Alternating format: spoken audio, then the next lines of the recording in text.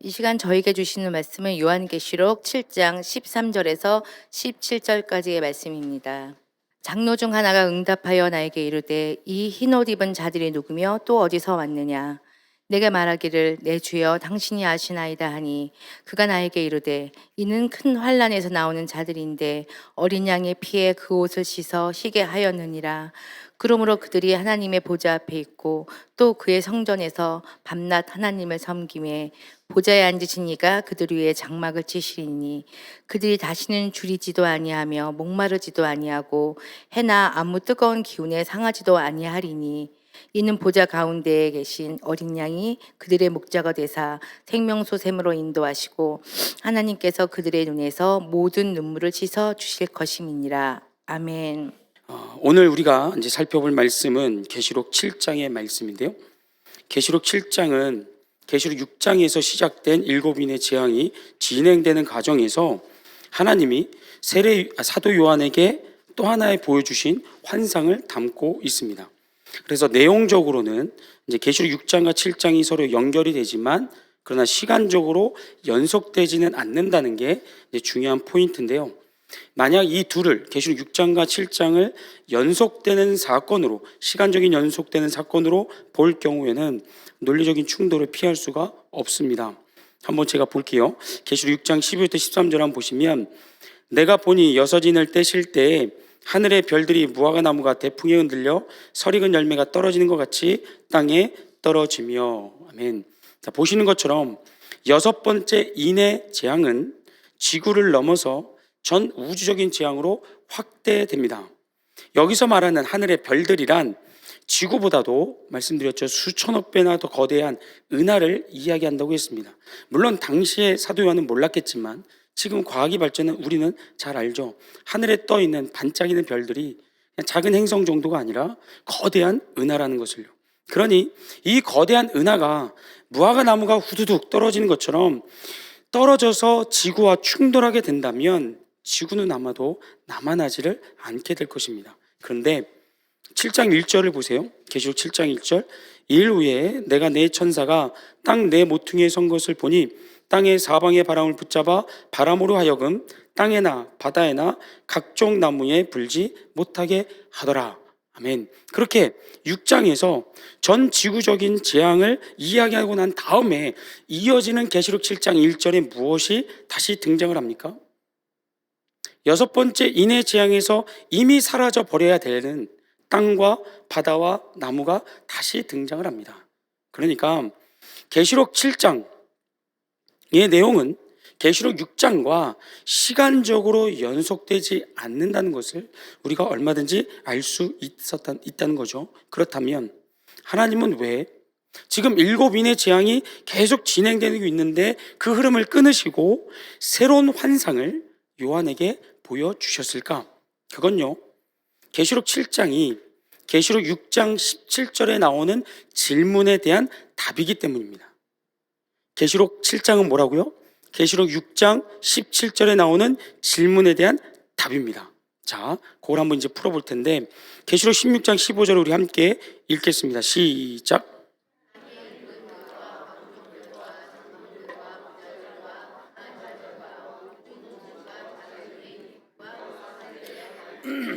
자, 여기에 지금 소개되고 있는 사람들은, 불의의 사람들은 다 어떤 사람들이냐면 하나님을 믿지 않으려고 아주 발버둥 치는, 고집을 피우는 악질적인 불신자들을 뜻합니다.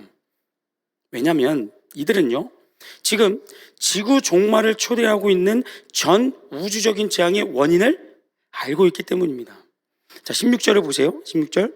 산들과 바위에게 말하되 우리 위에 떨어져 보좌에 앉으신 이의 얼굴에서와 그 어린 양의 진노에서 우리를 가리라. 보시는 것처럼 그 앞서 나오는 15절의 불신자들은 뭘 잘 알고 있습니까? 자신들의 죄악과 허물에 대한 진노가, 하나님의 진노가 재앙의 원인이라는 것을 그들은 알고 있습니다. 그런데 문제는 뭐냐면 저들이 심판주 되시는 하나님께 자기들의 죄를 회개하거나 용서를 구하지는 않는다는 겁니다.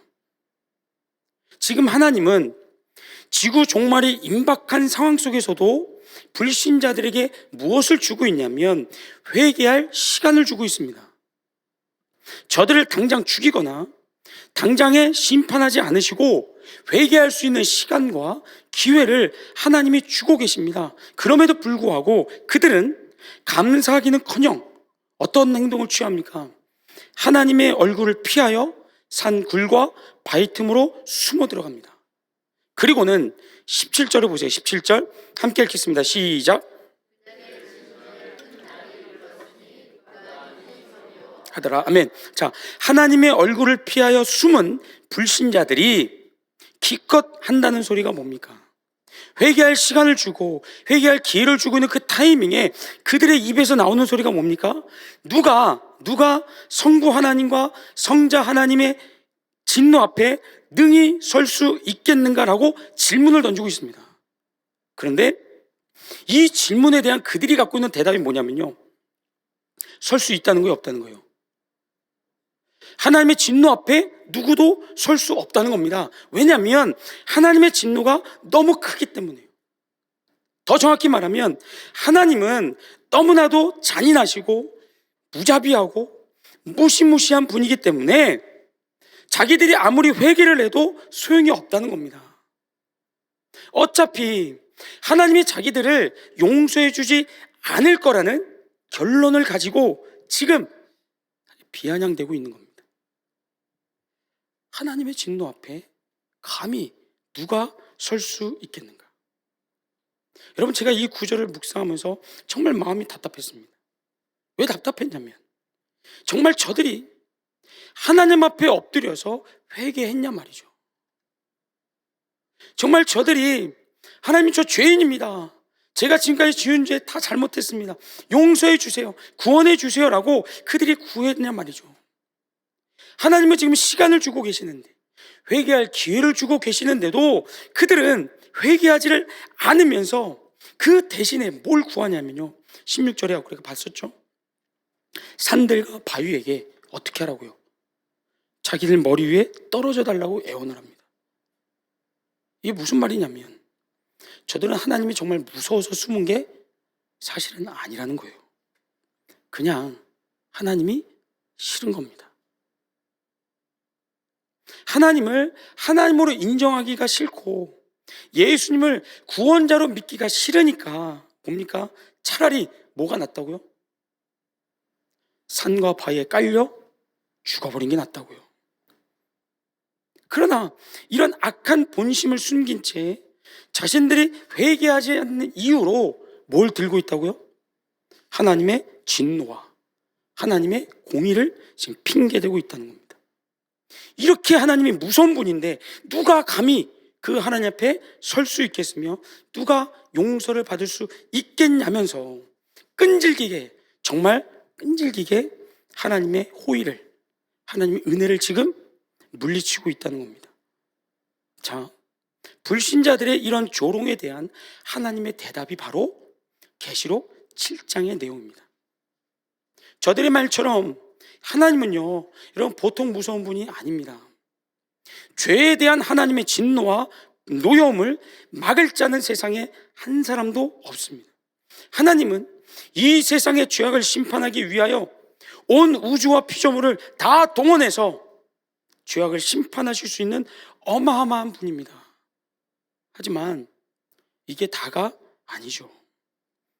공의의 하나님은 또한 사랑의 하나님이십니다. 아니, 죄에 대한 어떤 분노와 노여움보다도 더 크신 은혜를 베푸실 수 있는 사랑의 하나님이신 줄로 믿습니다. 그런데 중요한 것은 이런 하나님의 크신 사랑이 아무에게나 허락되지를 않는다는 겁니다. 죄악보다 큰, 죄악에 대한 진노보다 더 큰 하나님의 사랑은요, 누구에게만 허락됩니까? 예수 믿는 성도들에게만 허락이 됩니다.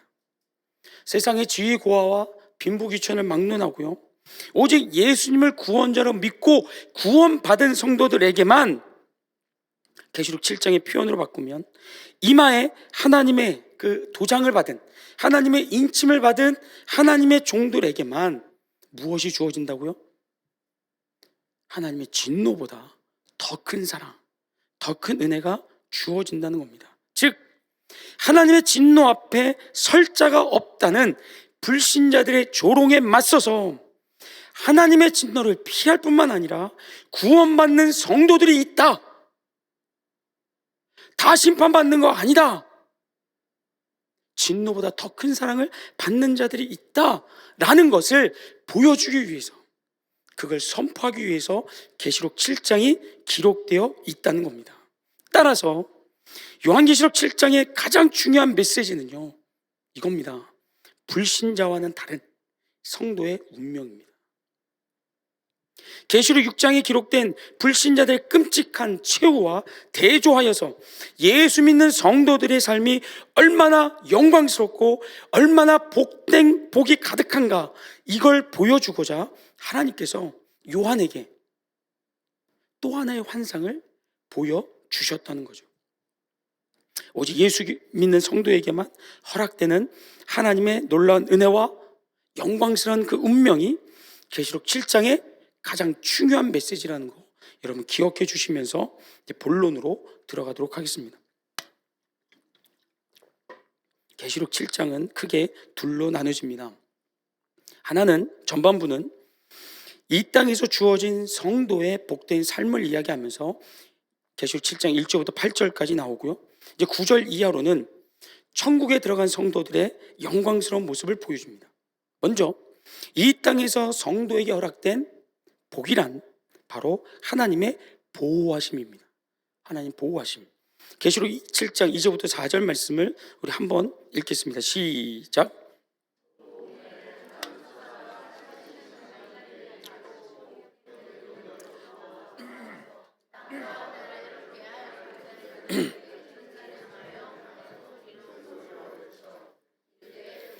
우리 하나님의 종들의 이마에 인치기까지 땅이나 바다나 나무들을 해하지 말라 하더라.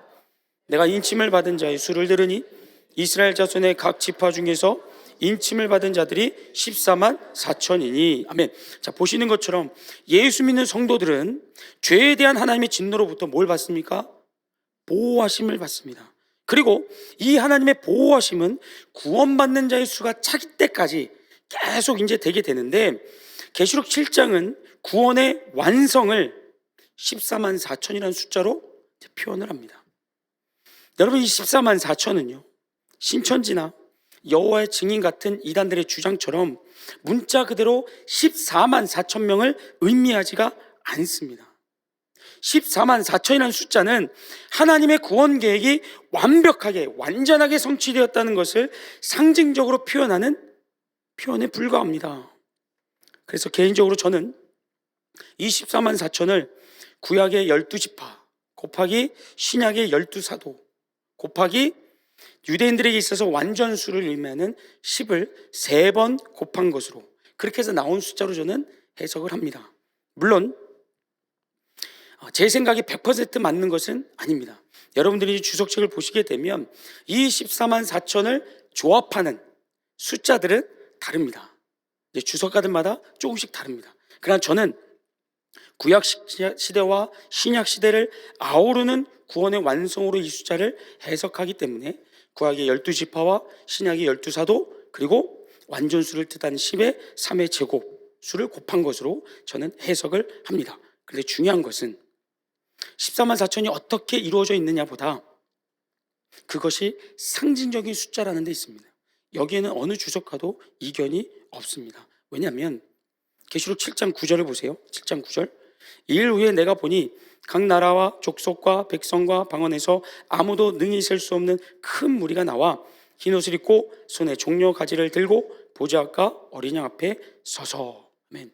여러분, 만약에 구원받는 성도의 수가 문자적으로 14만 4천 명 뿐이라면 천국에 있는 성도들 역시도 몇 명이 돼야 맞습니까? 14만 4천 명이 나와야 맞습니다. 그러나 보시는 것처럼 성경은 분명하게 천국에 있는 성도들을 가리켜서 아무도 능히 셀 수 없는 큰 무리라고, 14만 4천 명보다 훨씬 더 큰 규모임을 말씀하고 있습니다. 따라서 14만 4천을 문자적인 숫자로 해석하는 그런 이단 사상을 여러분 잘 잘 분별하시기 바랍니다. 요즘에도 인터넷에 보면 이걸 막 억지로 끼워 맞춰가지고 이제 오역하고 오해시키는 분들이 있는데 여러분 잘 분별하시기 바랍니다. 자, 이렇게 이 땅에서 성도들에게 허락되는 하나님의 은혜와 사랑은 하나님의 보호하심으로 경험되게 되고 천국에 가서도 계속해서 그 보호하심은 연결됩니다. 그런데 오늘 본문 말씀을 보면 지금 말씀드린 것과 약간 부딪히는 내용이 나옵니다. 천국의 성도들을 다루는 계시록 7장 9절 이하의 말씀을 여러분 보시면 구원받은 성도들과 천사들의 합창이 나옵니다. 하나님을 향한 경배와 찬양이 나오고요. 그런 다음에 이제 우리가 처음에 읽었던 본문 말씀이 이어지는데 이 본문 말씀을 여러분 잘 보시기 바랍니다. 본문 13절입니다. 같이 읽겠습니다. 시작.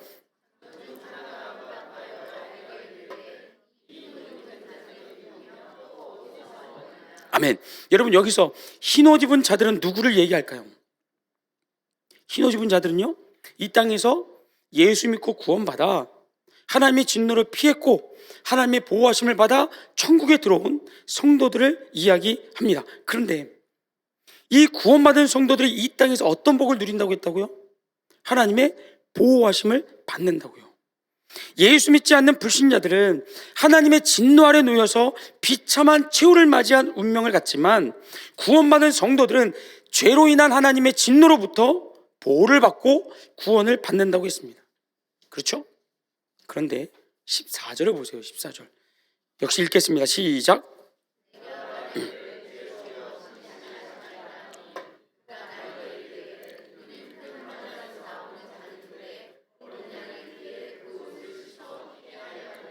아멘. 이 땅에서 하나님의 보호를 받으면서 안전하게 살았던 성도들이, 하나님 진노로부터 안전하게 살았던 성도들이 하나님의 나라에 갔을 때 그들을 가리켜서 뭐라고 이야기를 합니까?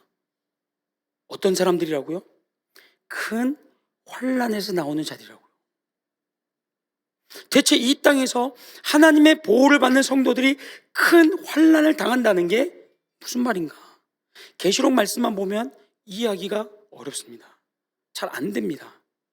그래서 요한복음에 기록된 예수님의 말씀을 같이 봐야 됩니다. 요한복음 15장 말씀을 볼까요? 15장 18절부터 19절입니다. 세상이 너희를 미워하면 너희보다 먼저 나를 미워한 줄 알라. 너희가 세상에 속하였으면 세상이 자기의 것을 사랑할 것이나 너희는 세상에 속한 자가 아니요 도리어 내가 너희를 세상에서 택하였기 때문에 세상이 너희를 미워하느니라. 아멘. 요한복음 16장 33절입니다. 이것을 너희에게 이르는 것은 너희로 내 안에서 평안을 누리게 하려 함이라. 세상에서는 너희가 환난을 당하나 담대하라. 내가 세상을 이기었노라. 아멘. 지금 예수님이 구원받은 성도들에게 뭐라고 말씀하고 있습니까? 제대로 예수 믿고 구원받은 성도들은, 그래서 이 세상에 속하지 않고 예수님께 속한 성도들은 세상으로부터 뭘 받는다고요? 미움을 받는다고요. 미움을. 누구처럼요? 예수님처럼요. 예수님이 이 땅에 계실 때 세상은 예수님을 미워했습니다. 그래서 이 땅에 태어나실 때부터 세상은 예수님을 죽이려고 아주 작정을 했고요. 그 얼굴에 침을 뱉고 조롱하고 배신하고 채찍으로 때리고 가시면류관을 씌우고 발가벗겨 십자가에 못 박아서는 마침내 예수님을 죽여버리고 맙니다. 이런 악한 세상이 또 누구를 미워한다고요? 예수 믿는 성도들을 똑같이 미워한다고요. 그러니까 구원받은 성도들이 이 땅에 사는 동안에 믿음 때문에 환난을 당하고 믿음 때문에 억울함과 고통을 당하는 것은 여러분 우리 잘못 때문이 아닙니다. 우리가 못났다거나 우리가 뭔가 세상의 법을 어겼다거나 아니면 하나님이 우리를 보호해 주지 않아서가 아닙니다. 그냥 세상이 우리를 미워하는 겁니다. 왜냐하면 우리가 예수님께 속했으니까요. 세상에 속한 자들이 아니라 예수님께 속한 자들이기 때문에 세상이 예수님을 미워했듯이 세상이 우리를 당연히 미워한다는 겁니다. 하지만 사랑하는 성도 여러분, 우리를 향한 세상의 미움을 여러분 조금도 두려워하거나 걱정하실 필요가 없습니다. 왜냐? 세상이 예수님을 아무리 미워했어도 세상은 예수님의 부활을 막지 못했습니다. 우리도 마찬가지입니다. 세상에 이유 없이 예수 믿는 믿음 때문에 우리를 얼마든지 괴롭힐 수 있습니다. 얼마든지 우리를 핍박하고 때리고 억울하게 만들고 손해를 끼칠 수 있습니다. 예수님한테 그랬던 것처럼 우리 얼굴에 침을 뱉고 조롱하고 우리를 때리고 심지어는 우리 몸의 생명조차도 뺏어갈 수가 있습니다. 그럼 뭘 못합니까?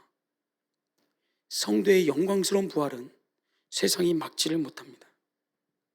다시 말하면 세상의 환란이 우리를 예수님으로부터 떼어내거나 우리에게 허락된 구원을 취소시키지를 못합니다. 우리에게 허락된 영원한 생명을 빼앗지를 못합니다. 때문에 하나님을 천국에서 예배하는 성도의 수가 얼마라고요? 셀 수 없이 많은 겁니다. 왜요? 구원받은 성도들은 이 세상에서 결코 구원을 빼앗기지 않고 하나님의 나라에까지 들어갈 수 있기 때문이에요. 그런데 더 놀라운 사실은요, 세상이 우리에게 주는 환난과 그로 인한 상처, 그로 인한 아픔이 영원하지 않다는 겁니다. 오늘 본문 13절부터 14절 다시 보세요. 다시 읽겠습니다. 시작.